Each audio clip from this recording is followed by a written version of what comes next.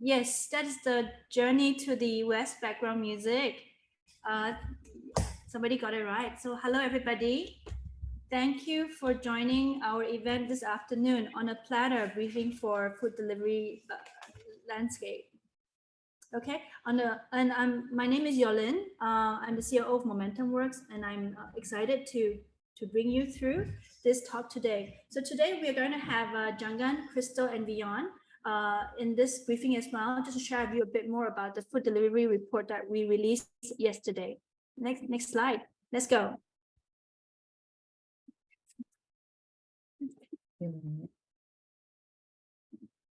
Okay.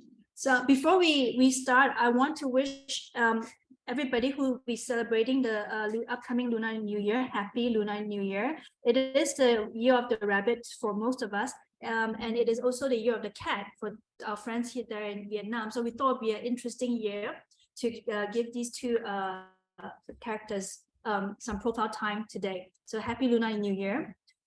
Next slide. A bit about Momentum Works, even though I know most of you know us already. So we are a venture outfit in Singapore, and we build and manage tech ventures, consulting, and corporate academy. And we, our CEO Jianggan has recently launched a book with Professor Chen from INSEAD, Seeing the Unseen. So if you're interested, you can actually order it from Amazon or at major bookstores. Next page. Just to share with you some of the team members that will be here today. You may know some of them, and Crystal, Jianggan, and Vion will also be part of this briefing today with us. Next page. We just did a recap of the insights and reports we had produced last year. All in all, we produced 25 really interesting reports. So go check it out if you're interested in any of the macro landscape industries or company anatomy. And the latest one, Web3 and Frontier Tech. Next page. And our sister arm, Momentum Academy, wants to share something with you. And this is something that we'll share at the end of this talk. So please stay tuned until the end and we will share something interesting. Okay, next page. And this is the introduction, so I'll pass the stage on to Jianggan. Okay, so Jianggan, over to you. Hi, good afternoon. I hope you guys enjoyed the music just now. So this is the third time that, yesterday was the third time that we published this report on food delivery platforms in Southeast Asia. It started in 2021 when, and of course, there was quite a bit of investor and corporate interest in this sector. And we just happened to know a bit about what's going on, and also we have some contacts on the ground who are in different parts of the ecosystem, and we put everything together. So we've been doing that for 3 years. So of course, the whole sector has evolved quite a bit over the last 3 years, and of course in 2022, which this report covers, a lot of things have changed. So we will talk about this a little bit more in detail throughout this presentation, and do feel free to ask questions, and we'll try our best to answer questions while we can, if the time permits.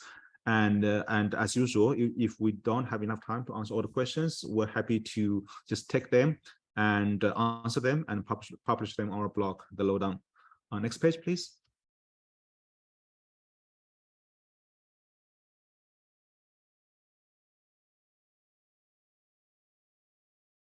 Okay, so what you will hear from us today is a couple of sections that we'll run through. So first is introduction overview, key trends in 2020. Sorry, that should be 2022. Key players and strategies, key takeaways from global development, as well as conclusions and perspectives. Let's dive in. Next page.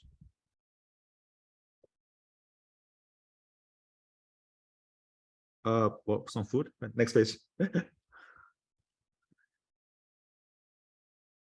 Yep. So this is a quick recap of what we published beginning of last year, exactly a year ago. And this covers, I think people pick up the numbers where we estimated how each market is doing, how each player is doing, and the growth of the overall sector in terms of GMV So obviously you could see that from 2019 to 2020, there was significant growth because of COVID, and the growth slowed down a bit from 2020 to 2021. And what will happen in the year 2022? That's the main thing of our presentation. Next page. I took this picture towards the end of the year on a street side in Ho Chi Minh City. That photo probably encapsulates what happened in 2022. So for those of you who are not familiar with the context, this is the motorbike rider in Ho Chi Minh City in Vietnam, wearing a jacket of VNPT. This is the government post and telecommunications setup, and with a helmet of Uber. And we all know that Uber exited the market in the region in 2018, and he was looking at, I was trying to figure out exactly what he was looking at, but the chart seems to match all the assets that that were trading in 2022. So stock, crypto, etc. So I don't know what he was looking at, but I think this picture was, I mean, captured very well the spirit of last year. Next page, please. But when it comes down to food delivery as a sector, the key movements that we saw last year were actually consolidation and exits, right? So GoTo finally managed to IPO at IDX.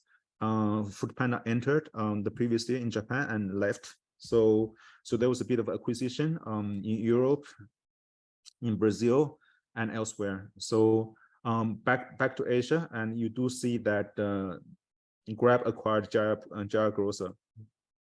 So Lineman 19 raised a significant money led by GIC, and of course we mentioned about the Gorillas and Getir merger, but the underlying sort of trend was the overall retreat of the dark store model towards the end of the year. Next page, please. This chart is probably something that people are very familiar with, and all the assets and especially tech stocks traded down last year. We actually took a look at all the major e-commerce and tech platforms. The only company which saw a significant, which saw actually any price appreciation was Pinduoduo in China. I think the share price rose 60%, but across the board, you see the tech industry, especially platforms, got hammered quite a bit. So that impacted how everyone made decisions, and a few other factors also impacted, I mean, how the market dynamics changed, which we'll elaborate. Next page, please. I remember last year when we did this presentation, somebody was asking that fuel price was rising, and how does that impact the supply of riders, and how does that impact people's willingness to consume? So of course that was the beginning of last year, and after like a few weeks, the war happened. Fuel price actually went up quite a bit across all the markets, aside from Indonesia and Malaysia, where things were subsidized quite a bit by the government. So entering the second half of Q3 and Q4, and you will see in most places, the price actually stabilized quite a bit. Indonesia had a significant appreciation end of August, but it stayed there. So how much is this a factor to the whole sector? We'll probably only be able to see that long afterwards, because there were many things happening at the same time, right? Inflation and the change of a platform strategy, the reduction of incentives, and all these things come together to shape what we see in the market last year. Next page.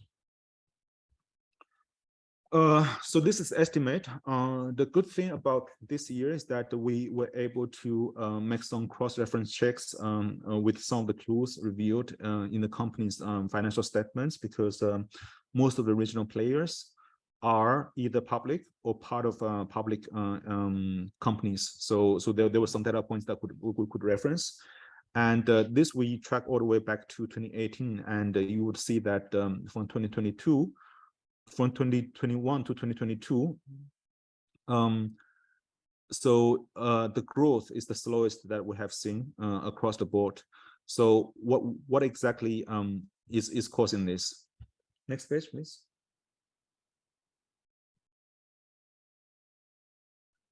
So this is the map in different countries and the market share, as well as the total volume that we have estimated. You might remember in the earlier slide that we talked about the market share and volume of each player and each market last year, and this year you would see that a few things. First, larger markets, Indonesia, Thailand, and Singapore, actually contracted. So the GMV that we have tracked in 2022 in all three markets was smaller than what we had seen in 2021.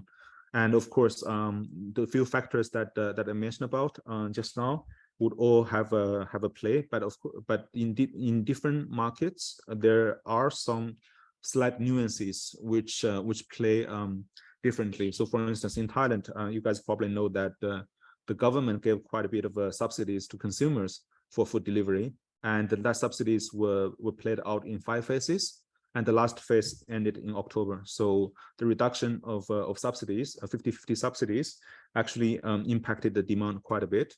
And another factor which was specific to Thailand was the floods. Some of you might have seen the photos of Phuket being flooded, I think sometime in October.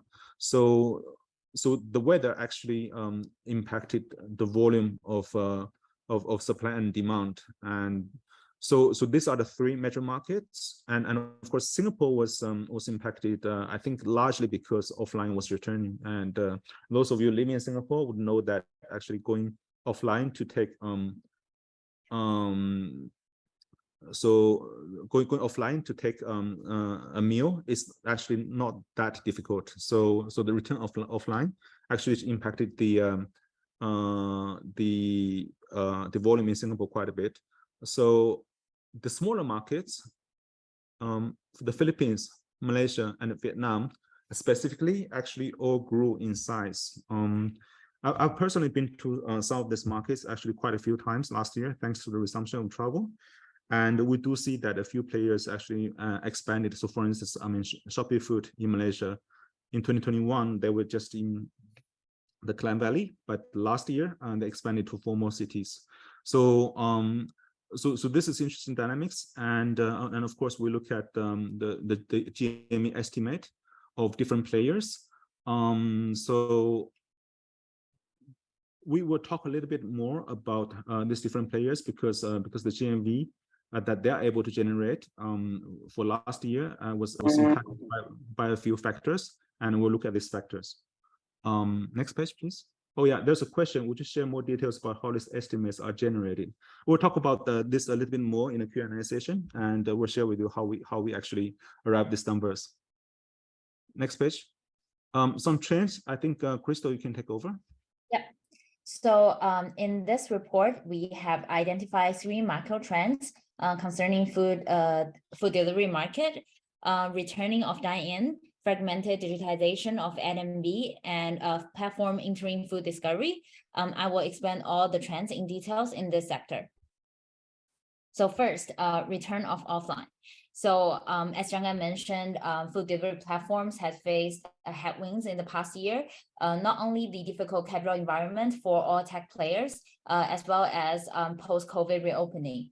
So I think all 6 countries in the region have loosened or completely removed restrictions, and a lot of tourists coming to the country. So take Singapore as an example. In September, I think we all remember with F1, there are so many tourists coming in Singapore. Hotel price went crazy, and I remember half of our team got COVID. But with like crowded people coming in, you still feel like life was back to normal from pandemic. So with that being said, that I think all the players have to make adjustments to their operations, their marketing, and even their product offerings to cater to this shift. creating an online and offline integrated experience for consumers. Let's take like hot pot restaurants as an example. I think we can all acknowledge that food delivery will not go away after pandemic. So during this period, they do not only focusing on their offline experience, but also offer catered menu for food delivery platforms. Mala Tang as an example. So we also see other business models along food delivery trying to adapt that as well, including grocery here and also cloud kitchen I will talk about later.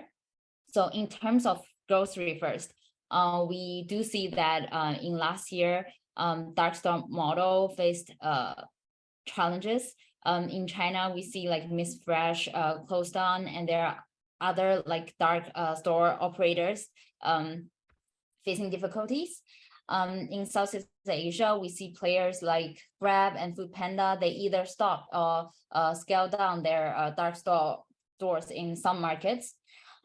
Let's see Grab here. I think they adopt the gray store strategy, which means where consumers can use to order and pick up items immediately. The picture on the left is taken in Vietnam. The Grab driver is collect items for customers. And the two pictures on the right is actually Grab has acquired and gradually integrated Jaya Grocer, a premium chain supermarket in Malaysia. We will still think that it is still in the early stage, but we do see some integration happening already. For example, one of the challenge that we see before is that when a customer order online and when the rider goes to the supermarket, they realize the item is no longer available. So they do have this real-time inventory system, which can reflect and update inventory changes immediately, both online and offline. In terms of cloud kitchen, if you see our first food delivery report back in 2 years ago, we do have the argument that the delivery infrastructure will allow F&B entrepreneurs to test new brands at a lower cost, as you don't have to pay for expensive real estate. And what we see last year, I think our argument is quite valid because we see a lot of like cloud kitchen players tapping to offline. Here is an example, Hungry from Indonesia. They use online to test the concept, and they start to open offline stores to capture more customers. I will pass this slide to Jianggan to explain more in details about how grocery in China works. Yeah. Okay. So a topic within our community that has been discussed again and again last year was grocery delivery, because at the beginning of the year you probably heard a lots of funny news about instant groceries, right? I mean, 15 minutes, 30 minutes, 45 minutes, and grocery gets fulfilled so to a doorstep, and a lot of money went into these companies. We talked about Get It, we talked about Gorillas, and of course there's also Joker. And I mean, coming to this region, there's Beep Beep, which was well, I think which is still operating, and it was actually pushing aggressively in the first half of this year into Singapore, Vietnam, and to a certain extent Malaysia. So a question that everybody was asking is that does this business model actually work? So we spoke with lots of people who are looking at the different part of the ecosystem, and some of them operators in markets other than Southeast Asia, because we know that there are markets which are a bit more advanced than Southeast Asia in terms of the maturity of not maturity, but in terms of what people have tried in different grocery business models. So the common sense we get from various players is that first, it's hard to see anyone actually making a profit. And of course, I mean, everyone who did that during the fundraising would have made some projections, right? At some point in time, if I do this, and things will be profitable. So what we do see in China is that, of course, over the last half a decade, there are different grocery business models being tried, and even under each business model, there are different permutations. Of course, last year there was this big implosion of Miss Fresh, which was listed, and I think they ceased their operations. But we spoke with a few players which managed to actually be profitable in certain cities with the dark store model. And a few data points we got from some of them is that you need 3,500 to 4,000 orders a day per warehouse, serving a 1.2 to 2 kilometer radius. And of course, that's what they have tested in a number of cities where certain players are breaking even or profitable. So with this volume, they can optimize their inventory sufficiently. They can also utilize their delivery fleet sufficiently. And of course, what's the optimal number for Southeast Asia? Nobody knows until you have actually tried and made that happen. So but generally, I think the patience from investors about dark store model is not very strong at the moment, and that leads to lots of players actually moving to what some industry players call gray store model. So you fulfill for offline stores, which would also be able to sell to their own traffic. And that's the case with the Grab and Jab also. I think Grab is also having some collaboration in Indonesia, running a similar model. So that, and of course, lessens the burden on keeping inventory and having the real estate, etc. And that from a dispatching point of view is in a way similar to food delivery. But of course, to make it work, at the end of the day, it's still a game of volume density, and more importantly, I mean, how you can push your operations relentlessly to be efficient. Next page, please.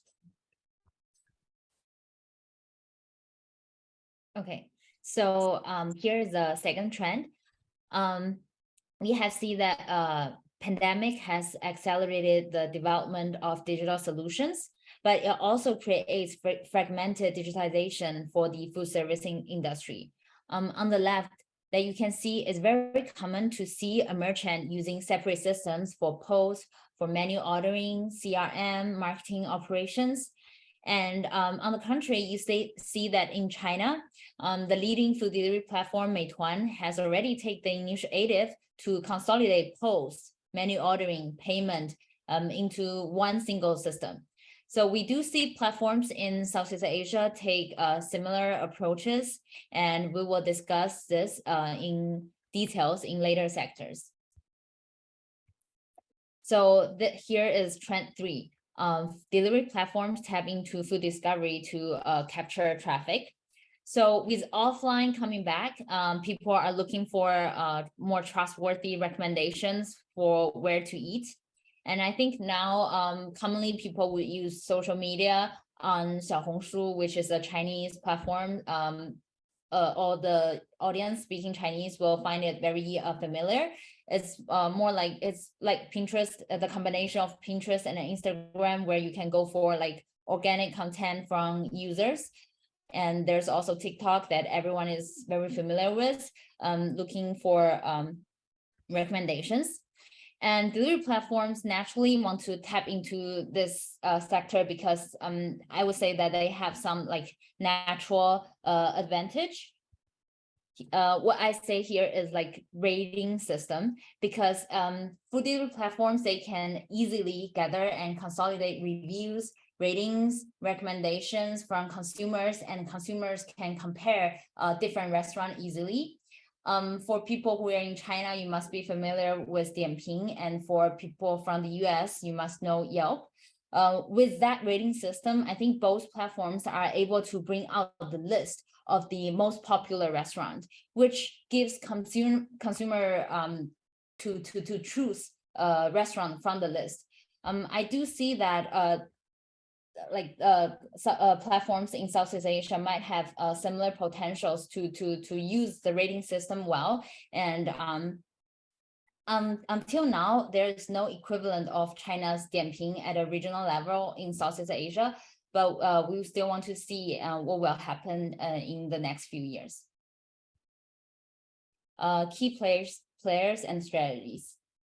I will pass it to Jianggan to explain top line growth and cash position. a little bit more. Yeah. Okay. So there's an exercise that we are actually doing at the moment because last year we heard so many people talking about so many different data points, right? I mean, Gojek's revenue is very high, or this company claims like 30% growth of top line, but what exactly is that, right? I mean, and Grab claims delivery sector break even at adjusted EBITDA basis. So we're actually working on a piece to try to find a way to actually compare all these different metrics that the different companies are doing into the same comparable alignment, so that you can know that, okay, when we talk about this, I will talk about exactly the same thing. But so this piece will be published in March, and I think the team is working on it. So do look forward to receiving that in your mailbox sometime in March. But if you look at the players in the region, and we can see that in terms of GMV growth, only Grab was actually consistently growing for the last 3 years. And of course, this is strongly correlated with the amount of money they have. And some of you who have been following them in their SPAC listing would know that, okay, they actually raised quite a bit of money from notable investors. And that gave them the flexibility to work on different things. And of course, this year, so they did give up on a few things to focus. I think one thing they gave up was the offline use cases for GrabPay, and that's consistent across like all the companies, right? I mean, Shopee and C Group's Shopee Pay also gave up offline merchants. So in this landscape where it is predictable that people can't really go to the capital market to ask for more money, at least for the next 2 to 3 quarters, or in some extreme predictions that a year and a half or 2 years. So the companies need to make sure that they can sustain themselves. So just top line growth is not enough. People need to find ways to be profitable. But of course, they are still growth companies with large valuations, so they will still need to grow. So it will be interesting to see how these different cash availability at different platforms play out and actually impact the company's growth.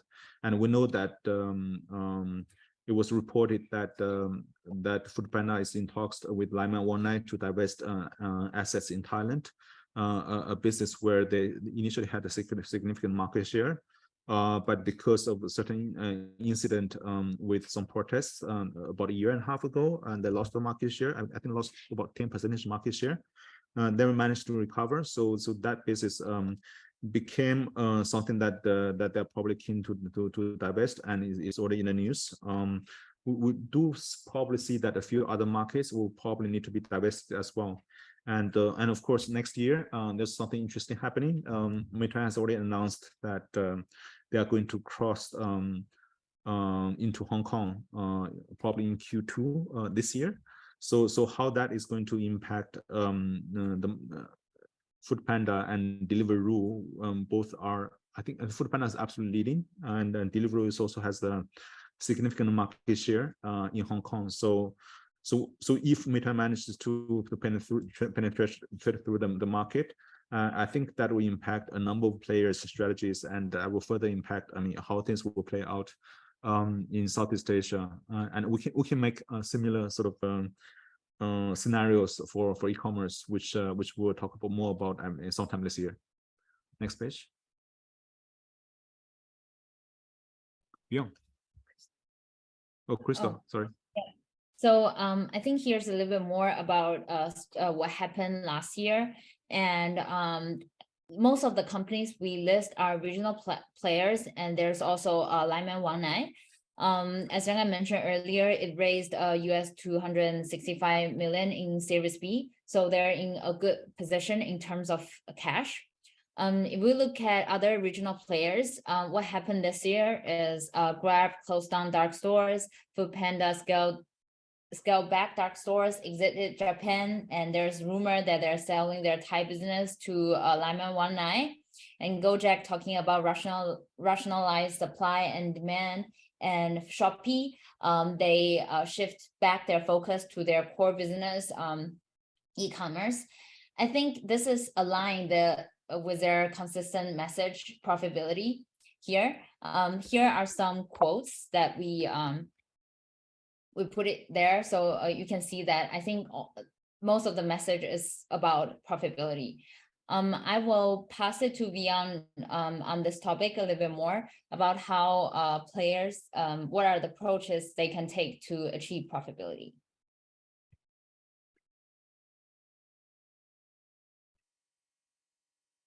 About the business model of food delivery platform as a whole, right? So recurring questions that we have been hearing a lot from investors would be, would food delivery eventually be profitable?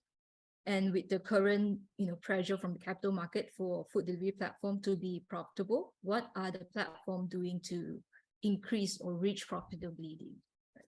So we did a bit of digging into Meituan numbers, so which is arguably the most efficient food delivery platform in the world.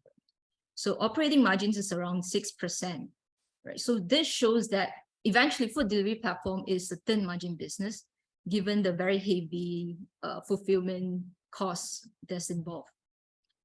But I think one thing that we have been iterating over the years is that food delivery eventually can reach profitability with volume, with density, as well as operational efficiency.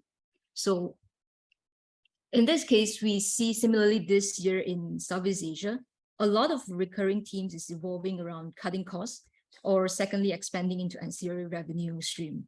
Right. So we'll talk a bit detail in the next few slides. So moving forward, so how are players actually cutting costs, right? They come in 3 different key ways eventually, which I think everyone's quite familiar with, right? 1, cutting subsidies, which is the most obvious course of action. Second is also to improve the delivery operation. And thirdly, in terms of the payment processing fees, right? So a bit zooming into the first cost optimization factors. Of course, cutting subsidies, everyone knows, but I think ultimately the key questions would be, as a platform, how would you consistently maintain your growth without the consistent burning, and at the same time retain your customer? In Southeast Asia, we see that a lot of the platform are going into different programs. So for example, subscription program, which we'll talk a bit into detail in the following section. Right, and moving forward to the second cost optimization. As we see, the whole food delivery, in terms of delivery costs, is about 70 to 80%. If you look at Meituan's number. So we talked to practitioners on the ground in Southeast Asia as well. The common consensus is that in Southeast Asia, delivery cost is about 80%. Right. So if we see Meituan number in 2018, their delivery cost is about 80% as well. So it has been roughly optimized over the years to reach 71% in 2021 to eventually reach profitability. Right. But again, the key questions comes down to Southeast Asia platform would be, how can you keep improving your volume and density, but at the same time also keep optimizing your delivery operation, which again is a very long shot game. Right. Next up, we have finally the controlling the payment costs. Right. Given the very thin margin business, payment, if you are relying on a third-party payment processor, it's about 1 to 1.5%, and in more extreme cases, about 3%, right? And giving this up to third party, it just doesn't make a lot of economic sense, especially if we have a large volume. So as we see, a lot of the food delivery platform are doing almost the same approach as e-commerce platform, right? By integrating the whole payment system or e-wallet in that sense. Of course, in the long term, it comes down to all the retention or the monetization strategy and spin off into the entire flywheel of the digital financial services, for example, lending and all. But like what Jianggan mentioned earlier, the key focus now, as what we see with the key platform, would be to actually focus more on your own ecosystem and use case first. right? Eventually using payment as a tool to increase conversion first within your own ecosystem, and at the same time reduce the payment cost to third party. Next up. So a bit about the revenue, I'll pass it on to Jianggan. A recurring theme that we've been hearing about from various stakeholders in ecosystem is that, and of course, I mean, food delivery platforms trying to justify the commission charged to the merchants, and the merchants are trying to say that, okay, we're paying too much, and of course, you have occasionally like a government coming to say that, okay, we need to give adequate sort of a protection to the riders, which in most cases is interpreted as additional cost for the platform or for the whole ecosystem, because somebody has to bear that cost. So when we look at the how the players are trying to look at expanding revenue, because we also know that, okay, the top line growth has slowed down, and looking at the current economy, so we don't expect the top line growth to be much faster, at least this year. So the players are trying to say that, okay, with this, how I can make more money out of the volume that I can get this year. So most players have identified basically three things in addition to delivery fee and commission: advertising, subscription, as well as the restaurant solutions. And you would see that theme been recurring across many players, and when they make their strategy for the year. Next page, please.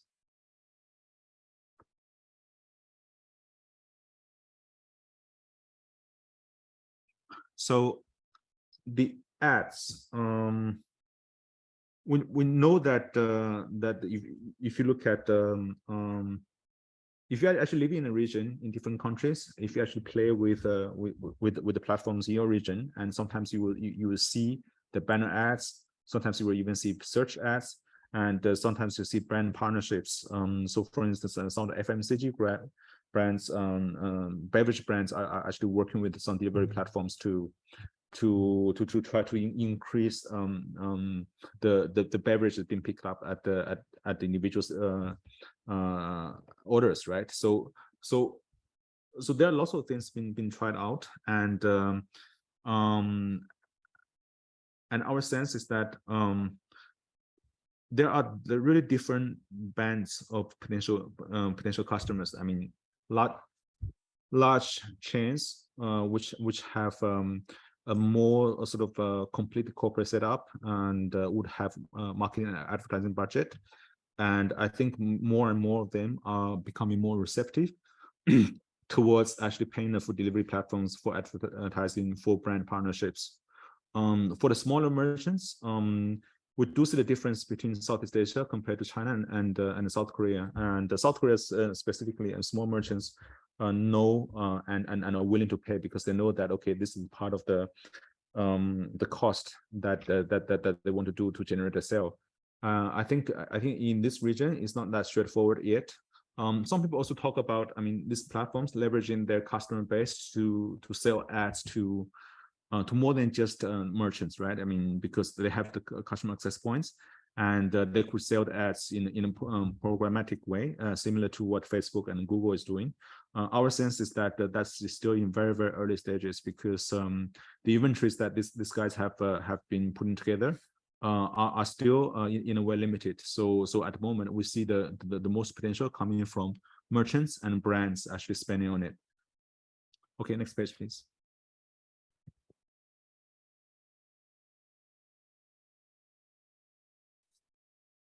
Okay, so here is a case study of Meituan on how they do their ads. As you see under number 3, that Meituan can gather data not from online but also offline. Users on the app, they can order food delivery. They can also buy dining vouchers.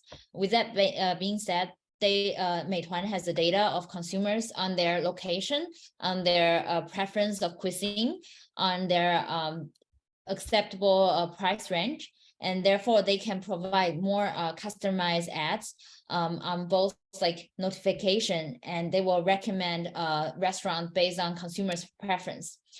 In conclusion, Meituan leverage its integrated data across multiple customer touchpoints, Meituan and Dianping together, to allow better, or let's say more targeted ads. Okay, so let's talk about subscription a little bit. So here's an example of a subscription in Singapore. Grab, Foodpanda, and Deliveroo, they all offer their subscription plans in Singapore. So you can see that subscription is a strategy that has been tested in many different other industries. There's Costco, and we also provide Amazon as a case study in next slide. But I think unlike promotions, you cannot adjust content on subscriptions very frequently. So it is less flexible and quite demanding, because you want to offer something that consumer thinks is worth it, but it should not be that high, like that costly for you. So I think to make subscription work is that platforms need to have a mature ecosystem in order to wrap distinct money and non-monetary benefits around it. As I said, that we're going to use Amazon Prime as an example. So I think first step is that they do have this distinct monetary privilege that attractive enough for consumers to sign up. I think for Amazon Prime subscribers is that they can enjoy the fast and free delivery. And within their ecosystem, there's also some non-monetary profits. For example, they have like ad-free songs, they have early access to books. With more and more subscribers, they have the power to negotiate to lower their cost and improve their margin. So in Southeast Asia, we also see that some platforms start to wrap some non-monetary benefits into their from their ecosystem for consumers as well. For example, they offer some like 5-star drivers for their subscribers. That could be one way that one of the non-monetary benefit that platforms can offer in their ecosystem. And I will pass this to Vion to explain on. Sure. So similar to what Meituan is doing in China, right? A lot of the food delivery players, especially the key ones in Southeast Asia, are also moving into host or restaurant tech companies by making strategic investment or acquisition. So for example, Grab with Elements and Foodpanda with TapSquare, right? But eventually, I think the long-term game comes down to really create a closed loop from online to offline integrations of data, to ordering, to payment, as well as loyalty and feedback, as well as the kitchen display. So, but eventually, I think if we look at the whole strategy that we have been talking about, of cost cutting, of expanding the revenue streams, it all seems like key players are doing quite similar strategy, right? But eventually, it all comes down to the devil in execution, right? So a very key part would come down to the product, the people, organization, as well as the leadership. Let me add a bit to this slide, because Grab's acquisition of Elements, which is a POS player based out of Malaysia, that was not announced, and Foodpanda's acquisition of TapSquare was not announced publicly as well. But of course, I mean, if you go and find out, because in most Southeast Asian countries, you can buy the company profiles and you can see who the owners are, and how much registered capital there is, and when the owner changed. So of course, Gojek's acquisition of Mocha, that happened a while ago, and I think the previous CEO of Mocha now is head of the merchant enablement of Gojek or something. So basically, everybody's looking at the merchant piece, because they know that, okay, now offline that dining is coming back, and significant volume and traffic will be coming from offline. So as online platform, I mean, if you based on our numbers, if you occupy only like 15 or in certain cases, I mean 8-9% of the total food services revenue generated by restaurants, and your sale would be limited. But these are the companies which are big enough, which are able to build tech.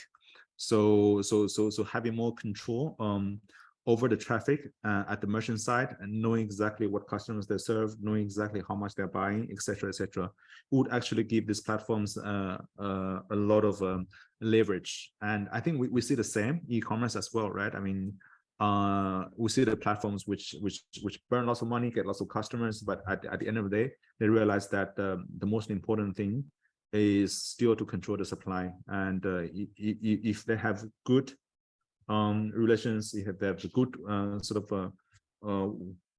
working ability with the supply chain, and they have the advantage over their cost their competitors, because this is something that you can't easily burn money away to actually acquire. So we would expect these players to spend lots of effort this year to try to push the systems into different merchants, and judging from the experience in China, of course, you would hear that I mean, people say that in press releases, in presentations, saying that, oh, we have a very good sort of strategy, and how do we sort of cut off the problem into different pieces, how do we address the problems, and how do we actually get merchants to adopt. But the reality is that when you go to the ground, and sometimes it's pure aggression and pure sort of relentless optimization at each site. So in Southeast Asia, I mean, if these players are to push their systems into the merchants, they will need probably more aggression compared to what they had with their payment adoption team. So this is something which needs to happen. But regardless, so when the large players are doing that, it casts a little bit of doubt on the independent players. And of course, this year we see a few restaurant tech, post, and other system players. Last year, 2022, keep forgetting that. We see a lot of these players raising significant money, right? 40 million, 50 million, sometimes, I mean, I think 20-something million. But we talked to some of the founders. I think the shrewd founders would know that in this region, if you are doing a restaurant tech company, your objective is not to make money from ARR, annual recurring revenue. You are not a SaaS company. You're not going to make much money from that. The money has to come from elsewhere. And with the platforms becoming effectively your competitors, you can't simply bet on the fact that you can out execute them. So this dynamics will probably shift. Next page, please. We have a full conclusion, which I will not read in detail because there's lots of text, but this essentially summarizes what we have put into the report. But what I want to bring your attention to is next page.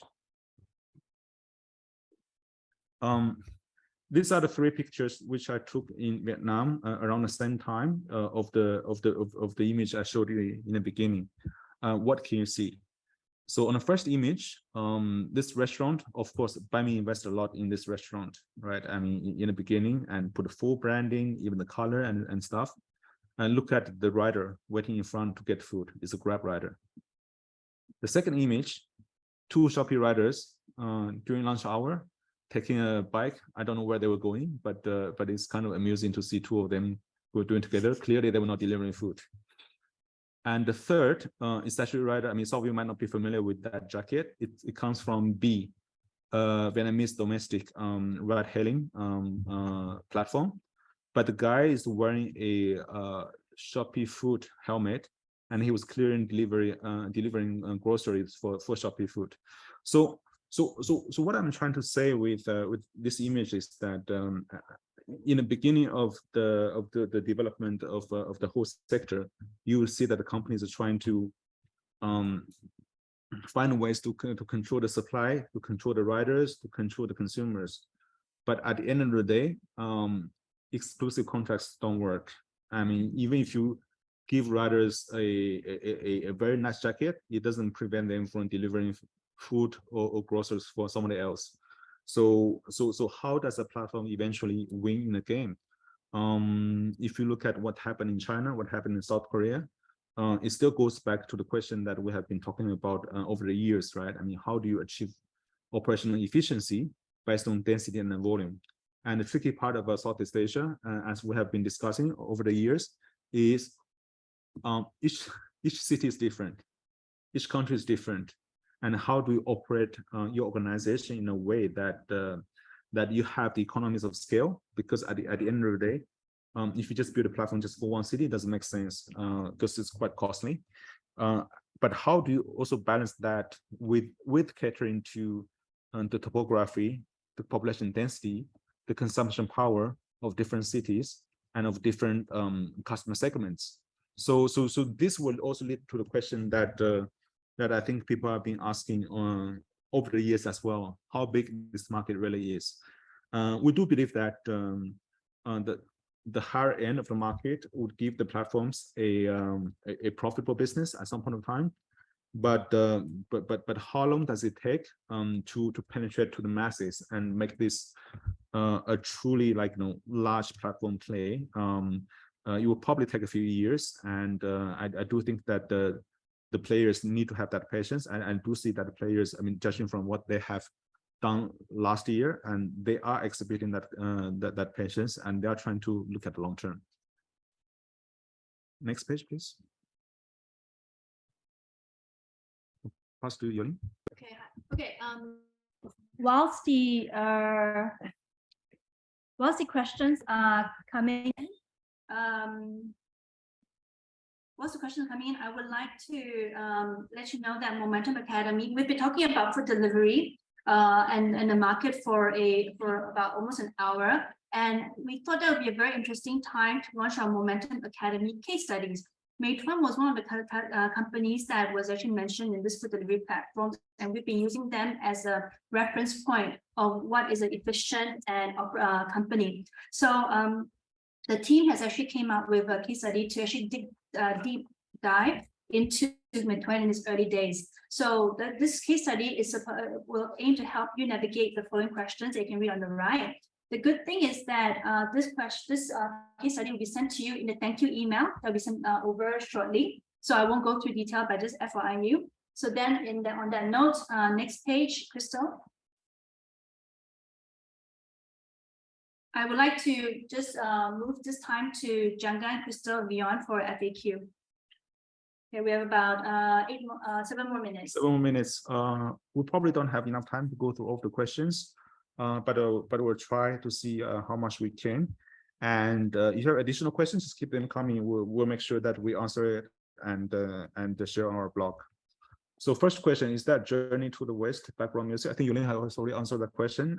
Yes, so that brings very nice memories for a lot of us. Yeah, and also it's the spirit, right? I mean, you look at something and you believe that, okay, you can challenge the status quo, and at some point of time you realize that, okay, the status quo is actually quite big for you to challenge, and you learn to work with the ecosystem and actually make things work and push changes from there. Yes, okay, there's a comment. Would you share more details about how the estimates are generated? So we have been doing this for about 3 years. And for the first year, we also asked the question that how should we generate this? Because we spoke with some of the data providers, and we got some data reference points, and some of them aligned with because some of us used to be operators before, we know a bit about how this business works, and some of them aligned with what we saw, but some of them did not. So what we did for the first year is that we really went to speak with a lot of people. So I think for the first year, we spoke with like 200 plus stakeholders across the ecosystem, some of them running payment, processing payment for some of the players, some of them running fleets, some of them sort of lead a pack of riders and with their usual resting place. and some of them actually from restaurants. We also did I think a couple of surveys across different cities to gauge.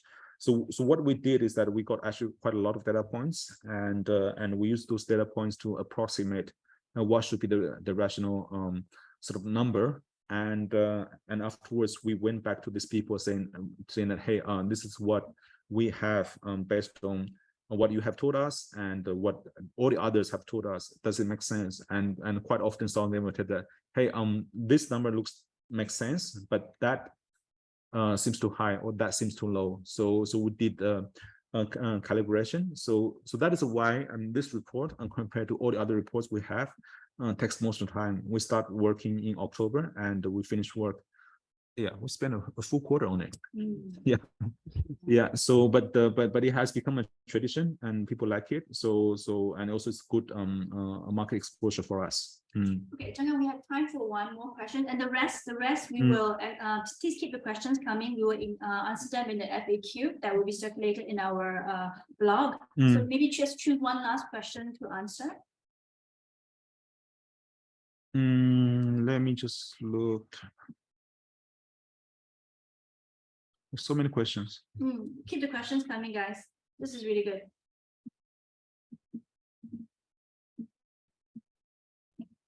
Okay, maybe two, because one of them would be quick. Leila Goldstein.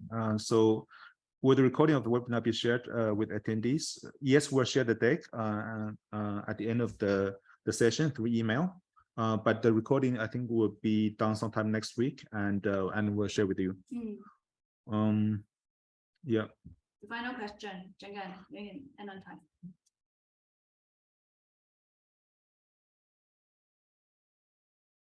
Based on the size of the market, it's still surprised to see that the SG market is double the VM market. The key players are also there. This question from one, right? Okay. So this is interesting because the first year that we did this report and the numbers we got was a Singapore market. The food delivery is close to, I think it's 17 or 18% of the overall food service market, and we're also surprised, and we actually verified this number again and again, and we couldn't find ways to doubt this.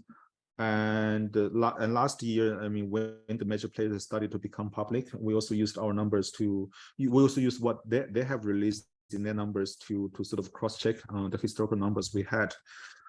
And sometimes we did a bit of overestimate, sometimes we did a bit of an underestimate, but generally it's within, I mean, I think in a few cases it's within 5% of error margin, and in a few cases it's about like 10%, but overall I think it was actually pretty accurate. When you look at the case in Vietnam, it's Singapore is a market of 6 million people with a GDP per capita of about 60,000.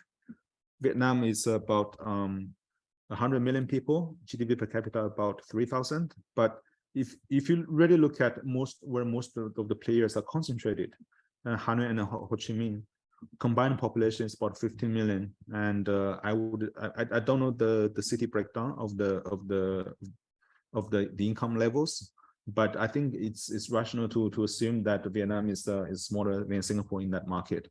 I think the same would apply to many other like consumption-driven markets.